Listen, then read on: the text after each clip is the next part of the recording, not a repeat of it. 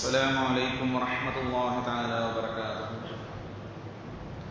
الحمد لله كفى والصلاة والسلام على عباده الذين اصطفى أما بعد فقد قال الله تبارك وتعالى في القرآن العظيم والفرقان المجيد بعد أعوذ بالله من الشيطان الرجيم بفضل بسم الله الرحمن الرحيم أفإن مات أو قتل انقلبتم على أعقابكم ومن ينقلب على عقبيه فلن يضر الله شيئا صدق الله العلي العظيم. சர்வ புகழும் புகழ்ச்சியும் ஏக வல்லவனான அல்லாஹ் ஒருவன் மீது மட்டுமே உரித்தாகட்டுமாக.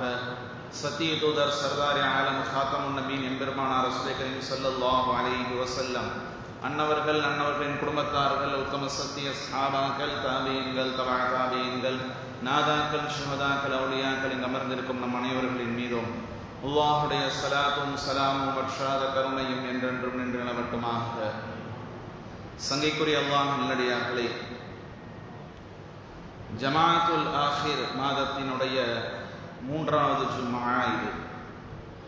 இந்த மாதம் இஸ்லாமிய வரலாறு போற்றி புகழக்கூடிய 2 மேன்மக்களினுடைய வாழ்வியலோடு தொடர்புடைய மாதமாக இந்த மாதம் இருக்கிறது.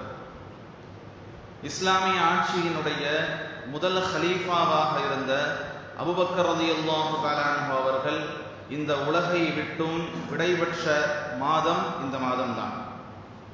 அதே போன்று இஸ்லாமிய ஆட்சியினுடைய 2வது ஹலீஃபாவாக இருக்கக்கூடிய ஹஜ்ரத் உமர் ரலியல்லாஹு தஆலா அன்ஹு அவர்கள் ஆட்சியாளராக பொறுப்பேற்றுக் கொண்ட மாதமாகவும் இந்த ஜமாஅத்துல் ஆஹிர் மாதம் இருக்கிறது.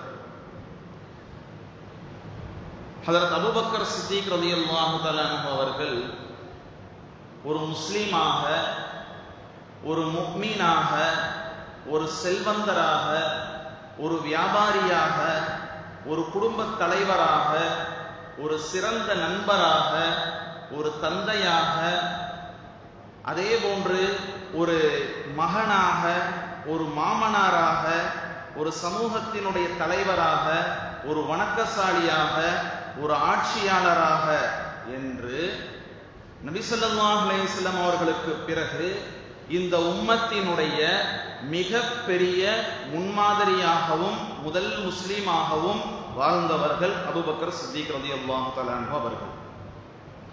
கண்ணியத்திற்குரிய அல்லாஹ் நல்லடியார்களே, அபூபக்கர் சித்திக் ரலியல்லாஹு தஆலா அன்ஹு அவர்களை தவிர்த்து விட்டு இஸ்லாமிய வரலாற்றில் எந்த ஒரு பகுதியையும் நம்மால் வாசித்து விட முடியாது. கண்ணியத்திற்குரிய அல்லாஹ் நல்லடியார்களே, மக்காவின் வாழ்க்கையாக இருந்தாலும் அபூபக்கர் சித்திக் ரலியல்லாஹு தஆலா அன்ஹு அவர்கள் அதிலே இடம்பெற்றிருக்கிறார்கள். அதே போன்று ஷுஅபே அபீ தாலிப் என்று சொல்லப்படக்கூடிய 3 ஆண்டுகள் அந்த ஷுஅபே அபீ தாலிபினுடைய கணவாயிலே ஊர் விளக்கம் செய்யப்பட்டு நபி ஸல்லல்லாஹு அலைஹி வஸல்லம் அவர்களோடு சஹாபாக்கள் சிரமப்பட்டார்களே, அதிலும் அபூபக்கர் ரலியல்லாஹு தஆலா அன்ஹு அவர்கள் இடம்பெற்றிருக்கிறார்கள். அதே போன்று நபி ஸல்லல்லாஹு அலைஹி வஸல்லம் அவர்களோடு ஹிஜ்ரத் செய்ததிலும் சரி, ஹிஜ்ரத் செய்து எந்த மதீனா பூமிக்கு சென்றார்களோ அந்த பூமி முழுக்கவும் சரி அபூபக்கர் சித்திக் ரலியல்லாஹு தஆலா அன்ஹு அவர்கள் இடம்பெற்றிருக்கிறார்கள். அதே போல பத்ரினுடைய யுத்தம் தொடங்கி, உஹது யுத்தம் தொடங்கி, கந்தக் யுத்தம் தொடங்கி நபி ஸல்லல்லாஹு அலைஹி வஸல்லம் அவர்கள் ஹயாத்தோடு இருக்கும் போது நடைபெற்ற 27 யுத்தங்களிலும் கலந்து கொண்ட நபர் அபூபக்கர் சித்திக் ரலியல்லாஹு தஆலா அன்ஹு அவர்கள், மக்கா வெற்றி உட்பட. கண்ணியத்திற்குரிய அல்லாஹ் நல்லடியார்களே, ஒரு மனிதனின் வாழ்க்கைக்கு என்னவெல்லாம் தேவையோ அவைகளை எல்லாம் ஒருங்கே பெற்றிருந்த முழுமையான ஒரு மனிதர் அபூபக்கர் சித்திக் ரலியல்லாஹு தஆலா அன்ஹு அவர்கள். இன்று ஹஜ்ரத் உமர் ரலியல்லாஹு தஆலா அன்ஹு அவர்களினுடைய ஆட்சி காலம் குறித்து மிக அதிகமாக பேசப்படுகிறது. அவர்களுடைய ஆட்சி இப்படி இருந்தது, அப்படி இருந்தது என்பதாக சொல்லி உமர் ரலியல்லாஹு தஆலாவுடைய ஆட்சி குறித்து அதிகமாக பேசப்படுகிறது. ஆனால் அபூபக்கர் சித்திக் ரலியல்லாஹு தஆலா அன்ஹு அவர்களினுடைய ஆட்சி குறித்து அவ்வளவாக பேசப்படுவதில்லை என்பது கவலைக்குரிய விஷயம். கண்ணியத்திற்குரிய அல்லாஹ் நல்லடியார்களே, அபூபக்கர் ரலியல்லாஹு தஆலா அன்ஹு அவர்கள் செய்த ஆட்சி ஒவ்வொரு நாளும் முஸ்லிம் சமூகத்திற்கு முக்கியமான நாளாக அமைந்திருந்தது அவருடைய ஆட்சி காலத்திலே. அவருடைய ஆட்சியினுடைய ஒவ்வொரு நாளும் முஸ்லிம் சமூகத்திற்கு முக்கியமான நாளாக அமைந்திருந்தது. கண்ணியத்திற்குரிய அல்லாஹ் நல்லடியார்களே, நீதியான நேர்மையான ஆட்சிக்கு முன்னுதாரணமாக பேசப்படுகிற உமர் ரலியல்லாஹு தஆலா அன்ஹு அவர்களின் ஆட்சி முறைக்கு முன்மாதிரியாக இருந்ததே அபூபக்கர் ரலியல்லாஹு தஆலா அன்ஹுடைய ஆட்சிதான். நீதிக்கும் நேர்மைக்கும் முன்மாதிரியாக இன்றைக்கு காந்தி பேசினார் என்று சொல்லி உலகமே பேசுகின்ற உமர் ரலியல்லாஹு தஆலா அன்ஹுடைய ஆட்சி முறைக்கு முன்மாதிரியாக இருந்ததே அபூபக்கர் சித்திக் ரலியல்லாஹு தஆலா அன்ஹுடைய ஆட்சிதான் என்று சொன்னால் அது மிகையல்ல. கண்ணியத்திற்குரிய அல்லாஹ் நல்லடியார்களே, உமர் ரலியல்லாஹு தஆலா அன்ஹு அவர்கள் சொல்வார்கள், அபூபக்கர் சித்திக் ரலியல்லாஹு தஆலா அன்ஹு அவர்கள் ஆட்சியாளராக இருந்த சமயத்திலே பல நாட்கள் அவர்களை பார்க்க முடியாமல் தவித்திருக்கிறேன். அந்த அளவுக்கு அவங்களுக்கு ஆட்சியினுடைய வேலை பளுவின் காரணமாக அவர்களாக அழைக்காமல் சர்வசாதாரணமாக எப்போதும் போல் நபி ஸல்லல்லாஹு அலைஹி வஸல்லம் காலத்திலே நண்பராக இருவரும் இருந்தது போல் இருக்க முடியவில்லை. ஆட்சி பளு அதிகமாகிவிட்டதன் காரணமாக, வேலைகள் நிறைய விஷயங்கள் இருப்பதன் காரணமாக அடிக்கடி சந்திக்க முடியவில்லை. எனவே அவர்களோடு நம்முடைய நேரத்தை செலவு செய்ய முடியவில்லையே என்பதாக நான் தவித்துக் கொண்டிருந்தேன். உமர் ரலியல்லாஹு தஆலா அன்ஹு சொன்னார்கள், அப்படிப்பட்ட ஒரு சமயத்திலே ஒரு நாள் அபூபக்கர் சித்திக் ரலியல்லாஹு தஆலா அன்ஹு அவர்களை மதீனாவிற்கு வெளியே மறைந்து செல்லக்கூடியவர்களாக நான் பார்த்தேன். ஒளிஞ்சு போறாங்க. அபூபக்கர் ரலியல்லாஹு தஆலா அன்ஹு அவர்கள் யாரும் பார்த்து விடக்கூடாது என்பதாக ஒளிந்து மறைந்து செல்பவர்களாக நான் கண்டேன். சென்ற அவர்கள் மதீனாவினுடைய ஒதுக்குப்புறமாக இருக்கக்கூடிய ஒரு வீட்டில் நுழைவதை நான் பார்த்தேன். வீட்டிலே நுழைந்த அவர்கள் நீண்ட நேரமாக அந்த வீட்டிலே இருந்தார்கள். பின்னர் அந்த வீட்டிலிருந்து வெளியே வந்த அவர்கள் மதீனாவை நோக்கி திரும்ப நடக்க ஆரம்பித்து விட்டார்கள். அவர்கள் சென்றதற்கு பிறகு நாம் அந்த வீட்டுக்கு செல்ல வேண்டும் என்பதாக நான் எண்ணிய நான் அபூபக்கர் ரலியல்லாஹு தஆலா அன்ஹு அவர்கள் சென்ற அந்த வீட்டிற்கு நான் சென்றேன். சென்று பார்த்தால் நான் அந்த வீட்டிலே கண்ட காட்சி, கண் தெரியாத ஒரு முதியவள், ஒரு மூதாட்டி அந்த வீட்டிலே இருக்கிறார். அதே போன்று ஒரு சிறுமி ஒருவளும் அந்த வீட்டிலே இருக்கிறார். இந்த இருவரை தவிர அந்த வீட்டில் வேறு யாரும் இல்லை. நான் உள்ளே சென்றதற்கு பிறகு அந்த மூதாட்டியிடம், அல்லாஹ் உங்களுக்கு அருள் புரியட்டும், அல்லாஹ்வின் அடிமையே சொல்லுங்கள், இதோ உங்கள் வீட்டிற்கு முன்பாக இப்பொழுது வந்து சென்றாரே அவர் யார் என்று கேட்டேன். உங்க வீட்டுக்கு வந்துட்டு போனாங்களே அவர் யாரு அப்படின்னு எனக்கு தெரியும், அவங்களுக்கு தெரியுதான்னு பாக்குறதுக்காக நான் கேட்டேன். வந்துட்டு போனாரே அவர் யாருன்னு தெரியுமா? ஏன்னா அவங்களுக்கு கண்ணு தெரியாது, ஊருக்கு ஒதுக்குப்புறமாக இருக்கிறார். யார் என்று கேட்டேன். அதற்கு அந்த மூதாட்டி சொன்னார்கள், அவர் எங்கள் வீட்டிற்கு பலமுறை வந்திருக்கிறார், ஆனால் அல்லாஹ்வின் மீது ஆணையாக சொல்கிறேன், அவர் யார் என்று எங்களுக்கு தெரியாது. அவர் யார் என்று எங்களுக்கு தெரியாது. சரி, அவர் இங்கே எதற்காக வேண்டி வருகிறார், வந்து என்ன செய்வார் என்று உமர் ரலியல்லாஹு தஆலா அன்ஹு அவர்கள் கேட்க, அந்த மூதாட்டி பதில் சொல்கிறார்கள், எங்களுடைய வீட்டிற்கு அவர் வருவார், வந்ததற்கு பிறகு எங்களுடைய வீட்டை அவர் சுத்தம் செய்து தருவார், எங்கள் இருவருக்குமான இரவு உணவை அவர் தயாரித்து தருவார். அதே போன்று எங்கள் இருவருடைய அழுக்கான ஆடைகள் இருக்கிறதே, அந்த ஆடைகளை அவர் சுத்தம் செய்து துவைத்து தருவார்.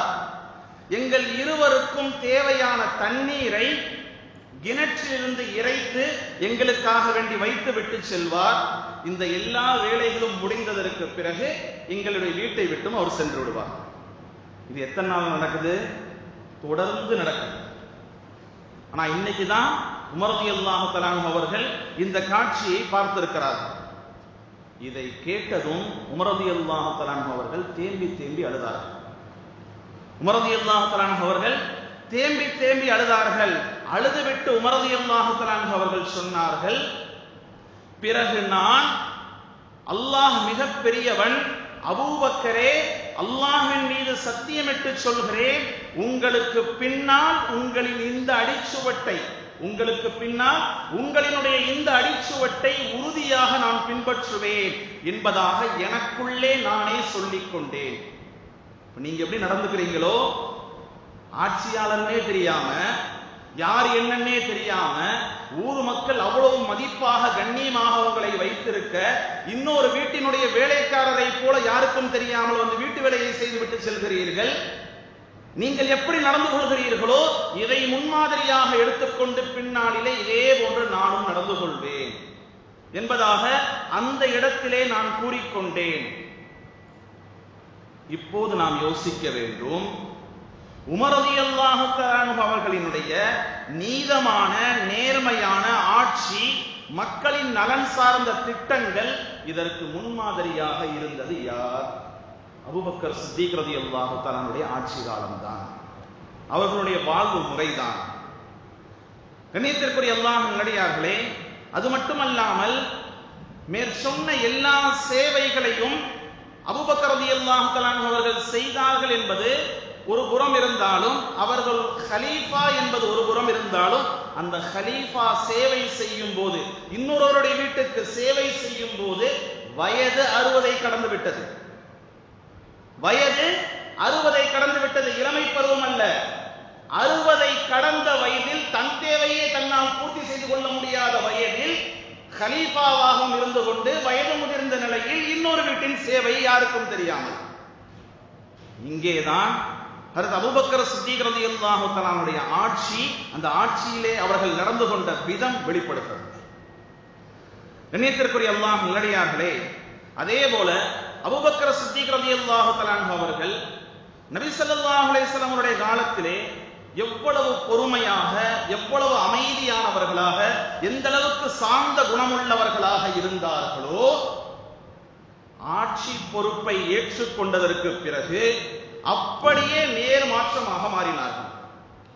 எந்த ஒரு விஷயமாக இருந்தாலும் தெளிவாக முடிவெடுப்பார்கள். சாந்த குணம், பொறுமை என்பதெல்லாம் ஆட்சி பொறுப்பை ஏற்றதற்கு பிறகு அவர்களிடத்திலே காணப்படவில்லை. எந்த ஒரு முடிவாக இருந்தாலும் தெளிவாக முடிவெடுப்பார்கள். எதிலே தான் முடிவெடுத்து விட்டார்களோ, யார் சொன்னாலும் சரி, எப்பேற்பட்ட நபர் சமரசத்திற்கு வந்தாலும் சரி, அதிலிருந்து அவர்கள் பின்வாங்கியதே கிடையாது. சொன்ன விஷயத்திலே கடைசி வரையிலும் மன உறுதியாக இருப்பார்கள். இது அவர்களுடைய ஆட்சி காலத்தினுடைய சிறப்பம்சமாகவே பார்க்கப்பட்டது. காரணம், நபி ஸல்லல்லாஹு அலைஹி வஸல்லம் அவர்களினுடைய தோழமையிலே 23 ஆண்டு காலம் அவர்களோடு இருந்து அவர்கள் கற்றுக்கொண்ட பாடம் இதுதான். என்ன பாடம்?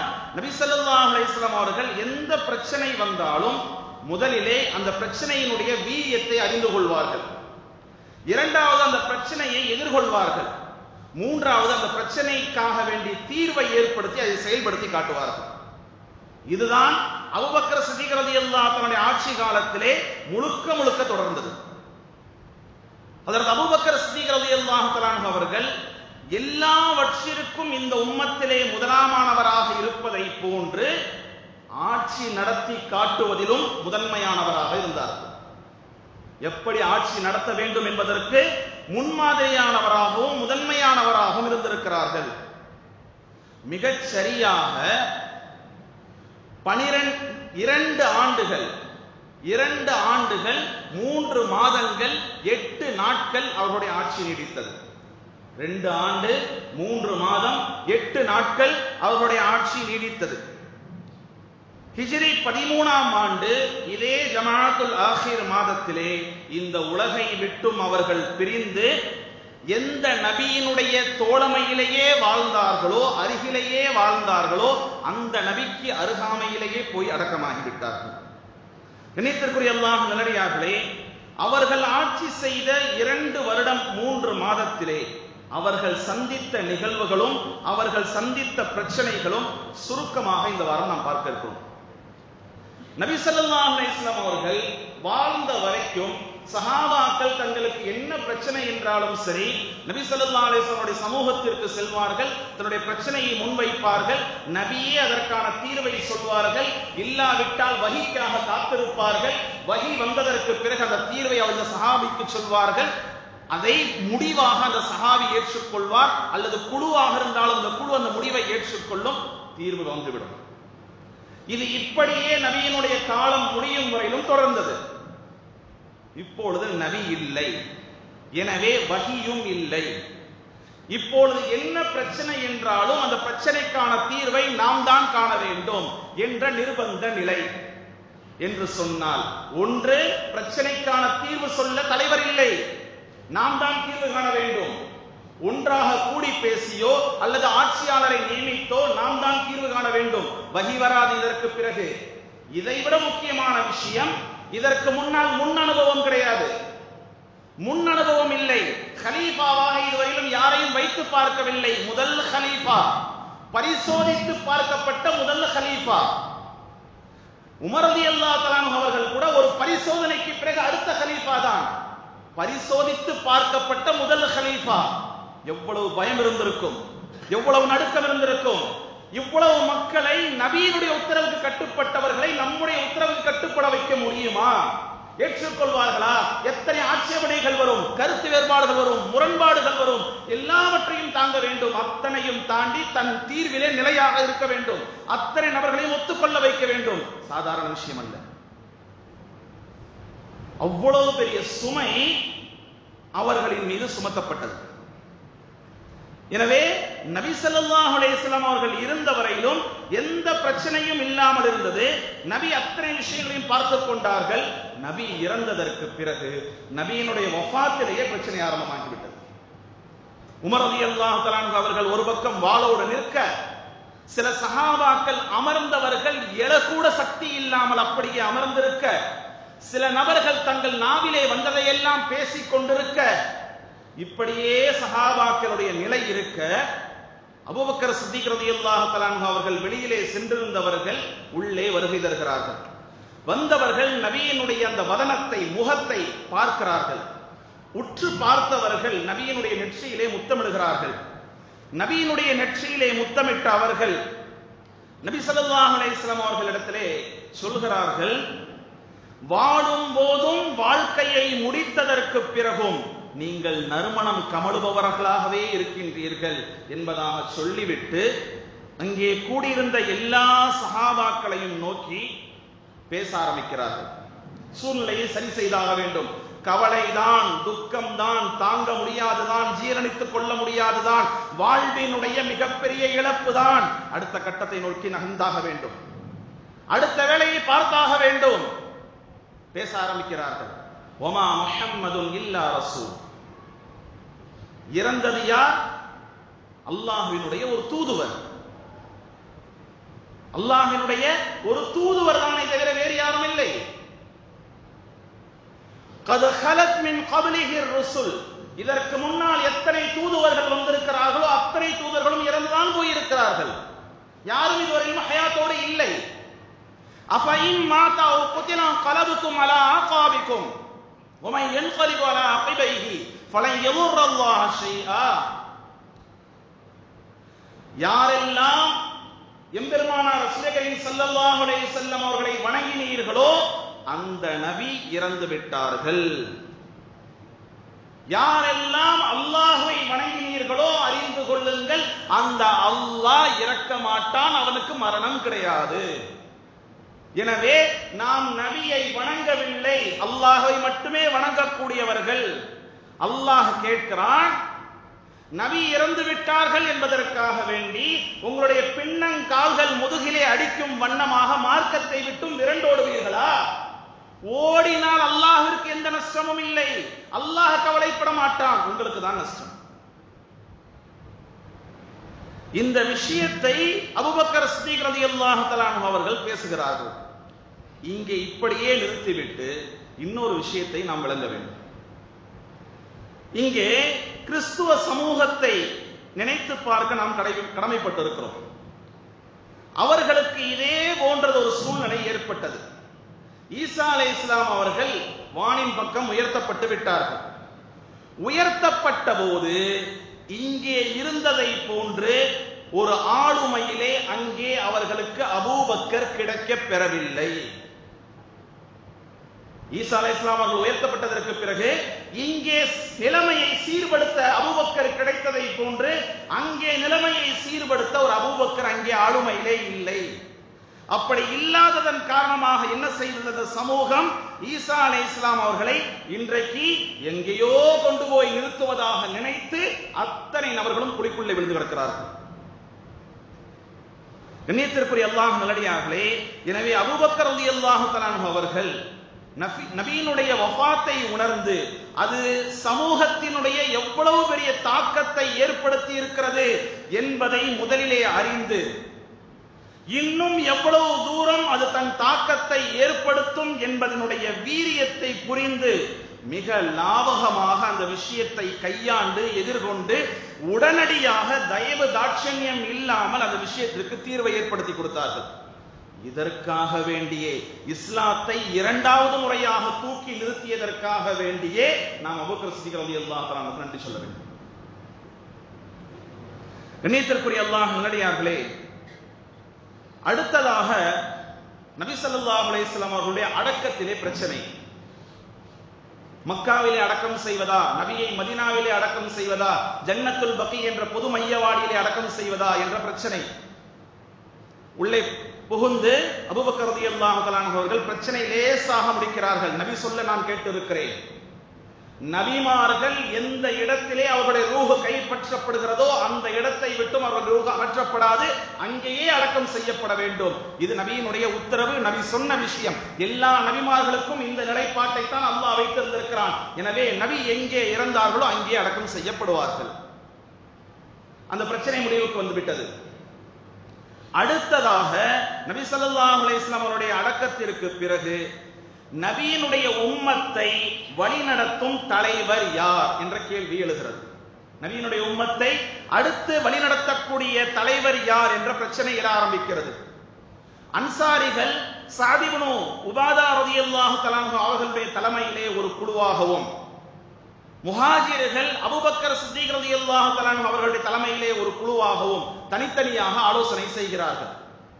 இந்த ஆலோசனையிலே பல்வேறு கருத்துக்கள் வருகிறது அடுத்த தலைவர் யார் என்பதிலே. சிலர் சொல்கிறார்கள் முஹாஜிர்கள் தான் அடுத்த தலைவராக இருக்க வேண்டும், அன்சாரிகள் சொல்கிறார்கள் அன்சாரிகள் தான் அடுத்த தலைவராக இருக்க வேண்டும். இப்படியும் கருத்து வந்தது. முஹாஜிர்களில் இருந்து ஒருவரையும் அன்சாரிகளில் இருந்து ஒருவரையும், இரண்டு நபரையும் சேர்த்து இரண்டு தலைவர்களாக ஆக்கிக் கொள்வோம் என்பதாக முடிவு சொல்லப்பட்டது. இதையும் தாண்டி இன்னும் சிலர் சொன்னார்கள், நபி ஸல்லல்லாஹு அலைஹி வஸல்லம் அவர்கள் வாழ்ந்த காலத்திலே நம் எல்லோரையும் விட நபியோடு அதிக நெருக்கமாக இருந்தது யார்? அபூபக்கர் சித்திக் ரலியல்லாஹு தஆலா அவர்களும் உமர் ரலியல்லாஹு தஆலா அவர்களும். இவர்கள் இருவரில் யாரையாவது ஒருவரை தலைவராக்கிக் கொள்ளலாம். சரி, அன்சாரிகளில் ஒருவரையோ அல்லது முஹாஜிர்களில் ஒருவரையோ தலைவராக்கினால் இந்த அன்சாரிகளில் அந்த ஒருவர் யார்? முஹாஜிர்களில் அந்த ஒருவர் யார்? இப்படி எல்லா பிரச்சனைகளும் போய்க் கொண்டிருக்க உமர் ரலியல்லாஹு தஆலா அவர்கள் என்ன செய்தார்கள்? அபூபக்கர் சித்திக் ரலியல்லாஹு தஆலா அவர்களையும் அத்துணை முஹாஜிரின்களையும் அழைத்துக் கொண்டு அன்சாரிகள் ஸஅத் இப்னு உபாதாவினுடைய குழுவிலே எங்கே அமர்ந்து ஆலோசனை செய்கிறார்களோ அந்த இடத்திற்கு சென்று விட்டார்கள். அங்கே சென்றதற்கு பிறகும் ஆலோசனை இன்னும் நீடிக்கிறது. அங்கேயும் பல கருத்துக்கள் வந்து கொண்டே இருக்கிறது. இதை முடிவுக்கு கொண்டு வருவதற்காக வேண்டி உமர் ரலியல்லாஹு தஆலா அவர்கள் முதல் ஆளாக அபூபக்கர் சித்திக் ரலியல்லாஹு தஆலா கையிலே பைஅத் செய்து விட்டார்கள். இவர்களை கலீஃபாவாக நான் ஏற்றுக்கொண்டேன் என்று. அவர்கள் ஏற்றுக்கொண்டதற்கு பிறகு உடனடியாக எல்லா நபர்களும் அபூபக்கர் சித்திக் ரலியல்லாஹு தஆலா அவர்களை கலீஃபாவாக ஏற்றுக்கொண்டார்கள். ஹதீஸிலே வரலாற்றிலே இன்னொரு அறிவிப்பும் வருகிறது. எப்படி என்று சொன்னால், யார் கலீஃபா என்ற அந்த பிரச்சனை வருகிற போது இப்படியே இந்த விவாதங்களும் தர்க்கங்களும் நீடித்துக் கொண்டே இருக்க இதை அபூபக்கர் சித்திக் ரலியல்லாஹு தஆலா அவர்கள் தான் முடிவுக்கு கொண்டு வந்தார்கள். வந்து என்ன சொன்னார்கள்? மக்களை பார்த்து, நபி ஸல்லல்லாஹு அலைஹி வஸல்லம் அவர்கள் சொல்ல நான் கேட்டிருக்கிறேன், ஆட்சி பொறுப்பென்பது முஹாஜிர்களுக்கு உரியது, எனக்கு பிறகு அதற்கு உதவியாக அன்சாரிகள் இருப்பார்கள் என்பதாக நபி சொல்ல நான் கேட்டிருக்கிறேன். எனவே ஆட்சி பொறுப்பில் அன்சாரிகள் பங்கு கேட்காதீர்கள் என்பதாக சொல்லிவிட்டார்கள். சரி, ஆட்சி பொறுப்பு இவர்களுக்கானது முஹாஜிர்களுக்கானது என்று சொன்னால் அந்த முஹாஜிர்களில் யார் என்பதை அபூபக்கர் ரலியல்லாஹு தஆலா அன்ஹு சொல்லவில்லை, உமர் ரலியல்லாஹு தஆலா அன்ஹு சொன்னார்கள். நபி ஸல்லல்லாஹு அலைஹி வஸல்லம் கடைசி சமயத்திலே நபி என்ன செய்தார்கள்? தன் இடத்திலே தொழ வைப்பதற்காக அபூபக்கர் ரலியல்லாஹு தஆலா அன்ஹு அவர்களை தான் நியமித்தார்கள். எனவே யார் மெஹராபிலே முஸல்லாவிலே இமாமாக நிற்க தகுதி பெற்றவரோ அவரே ஒரு மக்களை ஆள்வதற்கும் தகுதி பெற்றவர். எனவே நபி சூசகமாக சொல்லியிருக்கிறார்கள், நபி நேரடியாக சொல்லவில்லை. நபி சொன்ன மறைமுகமாக சொன்னதை நாம் எடுத்துக்கொள்வோம். மெஹராபினுடைய இமாம் யாரோ அவரே ஆட்சியாளர். இந்த முடிவுக்கு வந்து அதற்கு பிறகு உமர் ரலியல்லாஹு தஆலா அவர்கள் பைஅத் செய்தார்கள். மற்ற எல்லோரும் இதை ஏற்றுக்கொண்டதற்கு பிறகு அவர்களும் சேர்ந்து பைஅத் செய்தார்கள். கண்ணியத்திற்குரிய அல்லாஹ் நல்லடியார்களே, இந்த உம்மத்தினுடைய வழிகாட்டியாக அபூபக்கர் ரலியல்லாஹு தஆலா அவர்கள் பொறுப்புகளை ஏற்றுக்கொண்ட சில மாதங்களிலேயே எண்ணற்ற பிரச்சனைகளுக்கு தீர்வு காண வேண்டிய அவசியம் இருந்தது.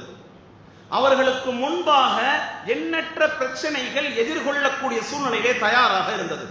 ஆட்சி பொறுப்பு கைக்கு வந்தோனே சீட்ல போய் உட்கார முடியல நிம்மதியா, அவ்வளவு பிரச்சனைகள் முன்னால் நின்றது. முதல் விஷயம், உசாமத் இப்னு ஸைத் ரலியல்லாஹு தஆலா அன்ஹு என்ற ஒரு சஹாபி, நபியினுடைய வளர்ப்பு பிள்ளை. அந்த சஹாபி அவருடைய தலைமையின் கீழே ரோம் நாட்டிற்கு ஒரு படையை 700 இளைஞர்களோடு சேர்ந்த பெரியவர்களோடு சேர்ந்த ஒரு படையை நபி ஸல்லல்லாஹு அலைஹி வஸல்லம் அவர்கள் போருக்காக வேண்டி இவருடைய தலைமையின் கீழ் அனுப்பி வைத்திருந்தார்கள். நபியினுடைய உடல்நிலை சரியில்லை என்ற சூழ்நிலை கேள்விப்பட்டு படை பாதியிலேயே மீண்டும் மதீனாவிற்கு வந்துவிட்டது. போருக்கு சென்ற படை மீண்டும் பாதியிலேயே வந்துவிட்டது. நபியினுடைய எல்லா விஷயங்களும் முடிந்து நபி அடக்கம் செய்யப்பட்டதற்கு பிறகு அடுத்த கலீஃபா வந்ததற்கு பிறகு அவர்கள் அபூபக்கர் சித்திக் ரலியல்லாஹு தஆலா அவர்கள் செய்த முதல் வேலை, எந்த படை பின்தங்கி இருந்ததோ நபி உத்தரவிட்ட படை அது இன்னும் போகாமல் இருக்கிறது, அந்த படையை உடனே அனுப்பி வைத்தார்கள்.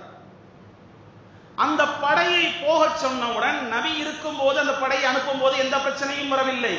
ஆனால் நபி இப்பொழுது இல்லை, மீண்டும் அந்த படையை அனுப்பும் போது எண்ணற்ற குழப்பங்கள். ஆளாளுக்கு கேள்வி கேட்க ஆரம்பிக்கிறார்கள். நபி இல்லாத சமயம், நபியை இழந்திருக்கக்கூடிய இப்போதுதான் இழந்திருக்கிறோம், இந்த சமயத்திலே உடனே மதீனாவை விட்டு ஒரு படை வெளியே போக வேண்டுமா? இந்த படை வெளியிலே போய்விட்டது என்று சொன்னால் மதீனா என்பது எதிரிகள் வந்து இலகுவாக உள்ளே புகுவதற்கு காலியாக மதீனா இருந்துவிடும். எனவே மதீனாவை எதிரிகள் ஆட்கொண்டு விடுவார்கள். இந்த சமயத்திலே இந்த படையை அனுப்ப வேண்டுமா? அது மட்டுமில்லாமல் கடும் குளிர்காலமாக இருக்கிறது, இந்த சமயத்திலே இந்த படையை அனுப்ப வேண்டுமா? பெரும் பெரும் சஹாபாக்கள் அந்த படையிலே இருக்கிறார்கள். உசாமா என்ற 17 வயது சிறுவர் அந்த படைக்கு தளபதியா?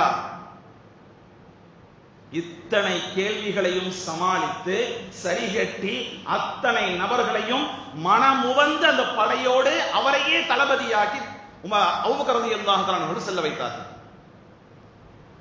கண்ணியத்திற்குரிய அல்லாஹ்வின் நல்லடியார்களே, அதற்கு பிறகு ஜகாத்தினுடைய பிரச்சனை எழுகிறது. அதை நிறைய பேர் பின்னாடி இருந்து கிளப்பி விட்டதனால் ஜகாத்தினுடைய பிரச்சனை எழுந்தது. சிலர் ஜகாத்தை தரமாட்டோம் என்பதாக முரண்டு பிடித்தவுடன் ஜகாத்தையும் தொழுகையையும் அல்லாஹ் பிரிக்காமல் ஒன்று சேர்த்து எல்லா இடத்திலும் குர்ஆனிலே கூறியிருக்க, அந்த ஜகாத்தை தொழுகையை விட்டும் நீங்கள் பிரிக்கிறீர்களா? அப்படி நீங்கள் பிரிப்பதாக இருந்தால் உங்களோடு நான் போர் செய்வேன். ஜகாத்தினுடைய பொருளில் இருந்து ஒரு கயிறு கணக்கிலே வராவிட்டாலும் அதற்காகவும் உங்களிடத்திலே நான் போர் செய்வேன். இந்த விஷயத்தை அபூபக்கர் ரலியல்லாஹு தஆலா அன்ஹு அவர்கள் சொன்னவுடன் உமர் ரலியல்லாஹு தஆலா அன்ஹு அவர்கள் வருகிறார்கள். ஏன் இவ்வளவு இறுக்கம் காட்டுகிறீர்கள்? கொஞ்சம் தளர்த்திக் கொள்ளலாமே, நபி இறந்த சூழ்நிலை கொஞ்சம் ஆற போடுவோமே, இப்பொழுதே ஜக்காத்தை வசூலிக்க வேண்டாமே, கொஞ்சம் காலதாமதம் படுத்தலாமே. அபூபக்கர் ரலியல்லாஹு தஆலா அவர்கள் கேட்டார்கள், என்ன உமரே, இஸ்லாத்தை ஏற்பதற்கு முன்பாக வீரராக இருந்தீர், இஸ்லாத்தை ஏற்றுக்கொண்டதற்கு பிறகு கோழையாகி விட்டீரோ, மக்களை பார்த்து பயப்படுகிறீர்? இப்படி எல்லாம் அபூபக்கர் ரலியல்லாஹு அன்ஹு பேசினதே கிடையாது. மக்களை பார்த்து பயப்படுகிறீரே, கோழையாகி விட்டீரா? அபூபக்கர் ரலியல்லாஹு தஆலா சொன்னார்கள், என்ன நடந்தாலும் யார் தடுத்தாலும் நான் உயிரோடு இருக்கும் வரை மார்க்கத்தினுடைய கடுகளவு உண்டான விஷயத்தில் கூட நான் சமரசம் செய்து கொள்ள மாட்டேன். சமரசம் செய்து கொள்ள வேண்டும் என்று சொன்னால் சமரசம் செய்ய சொல்பவர்களோடு போரிடுவேன் என்று தான் சொன்ன விஷயத்திலே கடைசி வரையிலும் உறுதியாக இருந்தார்கள். அடுத்து யமாமா என்ற ஒரு போர். அந்த போர் முசைலமத் இப்னு கத்தாப் தன்னை நபி என்பதாக நபியினுடைய காலத்திற்கு பிறகு வாதிட்ட ஒருவன், அவனோடு அந்த போர் நடந்தது. இதிலே கிட்டத்தட்ட 10,000-க்கும் அதிகமான காஃபிர்கள் கொல்லப்பட்டார்கள். முசைலமாவும் அந்த போரிலே கொலை செய்யப்பட்டார் வஹ்ஷி ரலியல்லாஹு தஆலா அன்ஹு அவர்களால். சஹாபாக்களிலும் கிட்டத்தட்ட 1200 பேர்கள் அந்த போரிலே இறந்தார்கள். அதிலே 70 ஹாஃபில்களும் அந்த போரிலே இறந்தார்கள் யமாமா போரிலே. எல்லாம் நடந்தேறி அந்த போர் வெற்றி பெற்ற நிலையிலே மதீனாவிற்கு திரும்புகிறார்கள். கண்ணியத்திற்குரிய அல்லாஹ் நல்லடியார்களே, இந்த சம்பவம் நடக்கிறது. அடுத்தபடியாக அவர்கள் ஆட்சி பொறுப்பை ஏற்று 9 மாதங்களில் அடுத்தடுத்த பகுதிகளுக்கு இஸ்லாம் பரவ தொடங்குகிறது. எவ்வளவு வேகமாக பரவுகிறது என்று சொன்னால் 9 மாதத்தில் மதீனாவிலிருந்து பஹ்ரைன் வரைக்கும், அம்மான் என்ற இடம் வரைக்கும் இஸ்லாம் பரவுகிறது. அத்தனையும் இஸ்லாத்தினுடைய ஆட்சியின் கீழே, கட்டுப்பாட்டின் கீழே வந்துவிட்டது நபி இறந்து 9 மாதத்தில். கண்ணியத்திற்குரிய அல்லாஹ் நல்லடியார்களே, மேலே சொன்ன யமாமா என்ற போரிலே 70 ஹாஃபில்கள் இறந்து விட்டார்கள். எனவே உமர் ரலியல்லாஹு தஆலா அன்ஹு அவர்கள் பல பேர் அவர்களுக்கு ஆலோசனை சொன்னதால் அவர்கள் சென்று சொல்கிறார்கள், ஹாஃபில்கள் போரிலே இறந்து கொண்டே இருக்கிறார்கள், எனவே குர்ஆனை கோர்வை செய்ய வேண்டும். அடுத்த பிரச்சனை, குர்ஆனை கோர்வை செய்ய வேண்டும். ஆரம்பத்திலே மறுத்து கடைசி வரையிலும் போராடியதற்காக வேண்டி அபூபக்கர் ரலியல்லாஹு தஆலா அன்ஹு கோர்வை செய்ய ஒத்துக்கொண்டார்கள். ஸைத் இப்னு சாபித் ரலியல்லாஹு தஆலா தலைமையின் கீழே ஒரு குழு நியமனம் செய்யப்பட்டது. அவர்கள் முழு குர்ஆனையும் தேடி கண்டுபிடித்து அந்த குர்ஆனை கோர்வை செய்து அந்த குர்ஆனை ஒரு தொகுப்பாக மாற்றி அபூபக்கர் சித்திக் ரலியல்லாஹு தஆலா ஆட்சி காலம் முடிவதற்குள்ளாகவே அவர்களிடத்தில் ஒப்படைத்தார்கள். இதற்கு அடுத்து யர்மூக் என்பதாக ஒரு போர் அவருடைய ஆட்சி காலத்திலே ஹிஜ்ரி 13 அவர்கள் வஃபாத் ஆவதற்கு சில மாதத்திற்கு முன்பாக நடக்கிறது. கிட்டத்தட்ட 4 லட்சம் எதிரிகளை வெறும் 46,000 இஸ்லாமியர்கள் எதிர்கொண்டார்கள். அந்த போர் மிகப்பெரிய வெற்றிக்கு சொந்தமானது. கடைசியாக அபூபக்கர் சித்திக் ரலியல்லாஹு தஆலா ஆட்சி காலத்திலே மிகப்பெரிய பஞ்சம் ஒன்று ஏற்பட்டது. மழை இல்லை, பொருளாதாரம் இல்லை, வியாபாரம் இல்லை, மிகப்பெரிய வறட்சி. மக்கள் அரசவைக்கு பைத்துல் மாலுக்கு வந்து கொண்டே இருக்கிறார்கள். அபூபக்கர் சித்திக் ரலியல்லாஹு தஆலா அவர்களை கேட்டுக்கொண்டே இருக்கிறார்கள், என்ன செய்ய போகிறீர்கள், எப்படி சரி செய்ய போகிறீர்கள், எங்களுடைய பஞ்சத்தை போக்க வழி என்ன, கேட்டுக்கொண்டே இருக்கிறார்கள். ஆனால் பதில் இல்லை. காரணம், பதில் சொல்ல முடியவில்லை, எந்த ஏற்பாடும் இல்லை. அதற்கு பிறகு உமர் ரலியல்லாஹு தஆலா அன்ஹு அவர்கள், முஆத் இப்னு ஜபல் ரலியல்லாஹு தஆலா அன்ஹு அவர்கள் யமன் நாட்டிற்கு போய் வியாபாரமும் செய்து கவர்னராகவும் இருந்து அவர்கள் அதிகமான பொருட்களை சம்பாதித்து தன் சொத்தாக சேமித்து வைத்திருக்கிறார்கள் என்ற செய்தியை சொல்லி அவர்களிடத்தில் கேட்கிறார்கள், உங்களிடத்தில் இருக்கக்கூடிய பொருட்களில் இருந்து நீங்கள் என்ன செய்யுங்கள், மக்களுக்காக வேண்டி பைத்துல் மாலுக்காக வேண்டி கொஞ்சம் பொருளை தாருங்கள். அவர்கள் தர முடியாது என்பதாக சொல்லி மறுத்து விட்டார்கள். மீண்டும் அபூபக்கர் ரலியல்லாஹு தஆலா சொல்கிறார்கள், நான் சொன்னதால் ஒருவேளை அவர் மறுத்து இருக்கலாம், நீங்கள் கலீஃபாவாக இருப்பதால் முஆத் இடத்திலே கேட்டு பாருங்கள். நாம் எப்படி கேட்க முடியும், அவராக விரும்பி கொடுத்தால் நாம் வாங்கிக் கொள்ளலாம். நபி யமனுக்கு செல்லும் போதே வியாபாரம் செய்ய அவருக்கு அனுமதி கொடுத்திருந்தார்கள், அதனால் அவர் சம்பாதித்திருக்கிறார், அது அவருடைய பொருள், நம்மால் அதை அவரிடத்திலிருந்து பிடுங்கவும் முடியாது, கேட்கவும் முடியாது, விரும்பி கொடுத்தால் வாங்கிக் கொள்ளலாம். கடைசியாக முஆத் இப்னு ஜபல் ரலியல்லாஹு தஆலா அன்ஹு அவர்களே ஒரு நீண்ட யோசனைக்கு பிறகு உமர் ரலியல்லாஹு தஆலா அவர்களை சந்தித்து அவர்களின் மூலமாக தான் அங்கே சம்பாதித்த முழு பொருளையும் அவர்கள் என்ன செய்தார்கள், அபூபக்கர் ரலியல்லாஹு தஆலா அவர்களுக்கு முன்பாக கொண்டு போய் சமர்ப்பித்து, இதை ஏழை எளிய மக்களுக்கு பஞ்சத்தினுடைய சூழ்நிலையை சரி செய்வதற்காக வேண்டி பயன்படுத்திக் கொள்ளுங்கள். அப்பொழுதுதான் அவருடைய ஆட்சி காலத்தில் ஒரு சட்டம் போடப்பட்டது, இதற்கு பிறகு ஜகாத் கொடுத்து விட்டாலும் சதகா கொடுத்து விட்டாலும் நீங்கள் சம்பாதித்த பொருளிலிருந்து ஜகாத் சதகாவை தாண்டி மேல் மிச்சமாக இருக்கக்கூடிய பொருட்களில் இருந்து ஏதேனும் பற்றாக்குறை ஏற்பட்டால், நிதி நெருக்கடி ஏற்பட்டால், பஞ்சம் ஏற்பட்டால், நான் தான் ஜகாத் கொடுத்து விட்டேனே, சதகா கொடுத்து விட்டேனே என்று காரணம் சொல்லாமல், நிதி நெருக்கடி எப்பொழுதெல்லாம் ஏற்படுகிறதோ வசதி உள்ளவர்கள் கண்டிப்பாக உங்களுடைய பொருட்களை தந்துதவ வேண்டும் என்ற ஒரு சட்டத்தையும் அபூபக்கர் ரலியல்லாஹு அன்ஹு அவர்கள் ஏற்றுகிறார். கண்ணியத்திற்குரிய அல்லாஹ் நல்லடியார்களே, உமர் ரலியல்லாஹு தஆலா அவர்கள் சம்பந்தமாக நிறைய விஷயங்கள் நமக்கு மத்தியிலே பேசப்பட்டிருக்கிறது. ஆனால் இப்பொழுது மேற்கோள் காட்டிய அத்துணை விஷயங்களும் ஒரு சின்ன சுருக்கம் தான். இதை எதையுமே விரிவுபடுத்தவில்லை, எந்த போர்க்களத்தினுடைய எந்த விஷயங்களையுமே விரிவுபடுத்தவில்லை. இதை விடவும் பல விஷயங்களை 2.25 வருஷத்திற்குள்ளாக அபூபக்கர் சித்திக் ரலியல்லாஹு தஆலா அவர்கள் தன்னுடைய ஆட்சி காலத்தை நிறைவு செய்திருக்கிறார். கண்ணியத்திற்குரிய அல்லாஹ் நல்லடியார்களே, எவ்வளவு சிரமப்பட்டு பாதுகாத்து இந்த உம்மத்திற்காக வேண்டி இந்த இஸ்லாத்தையும் இஸ்லாத்தினுடைய ஒவ்வொரு விஷயங்களையும் பாதுகாத்து நம் வரையிலும் கொண்டு வந்து சேர்த்திருக்கிறார்களோ, அந்த ஈமானையும் அந்த ஈமானிய வாழ்வையும் நம் செயலோடு சேர்த்து பாதுகாக்கக்கூடிய தௌஃபீக்கை அல்லாஹ் உங்களுக்கும் எனக்கும் தந்தல் புரிவானாக. வாஹிர் தவானா அல்ஹம்துலில்லாஹி ரப்பில் ஆலமீன். அஸ்ஸலாமு அலைக்கும் வரஹ்மத்துல்லாஹி தஆலா வபரகாத்துஹு. சுன்னத்துல் ஆலம்.